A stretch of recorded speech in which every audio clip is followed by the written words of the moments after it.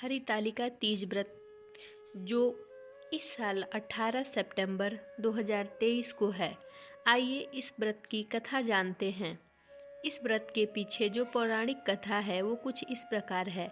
माता पार्वती ने अपने 107 जन्म लेने के बाद 108वां जन्म गिरिराज हिमालय की पुत्री के रूप में जन्म लिया था। शैलपुत्री के रूप में उन्होंने 12 वर्ष तक कठोर निर्जल तपस्या की थी, जिसमें हर एक ऋतु के कठोर प्रहार को भी उन्होंने सहन किया था।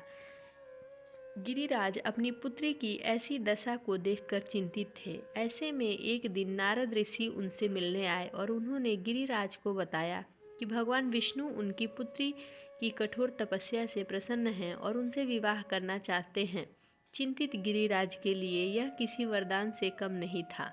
उन्होंने तुरंत इसे स्वीकार कर लिया, लेकिन जब यह बात माता पार्वती को पता चली तो वो व्याकुल हो उठी और अपनी सखियों को अपनी दुविधा बताई। तब उनकी सखियों ने उनकी मदद करने के लिए सोचा और उनकी सखियों ने पार्वती जी की मदद करने के लिए उनका हरण कर लिया और हरण करके एक घने जंगल में ले जाकर एक गुफा में छुपा दिया। इस गुफा में पार्वती ने रेत से शिवलिंग बनाया और निराहार निराजला रहकर भगवान शिव की पूरी भक्ति से आराधना की। यह पूजा आराधना इतनी कठिन थी कि भगवान शिव का आसन कांपने लगा और उन्होंने माता पार्वती को दर्शन दे दिए।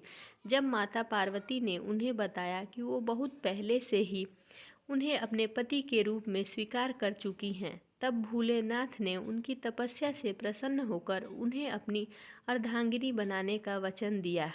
यह दिन हक्ष नक्षत्र शुक्ल की तृतीया का दिन था। शिव के मिले वचन के अनुसार माता पार्वती ने उसे शिवलिंग और पूजन सामग्री को जल में विसर्जित कर दिया और अपने व्रत का पारण किया।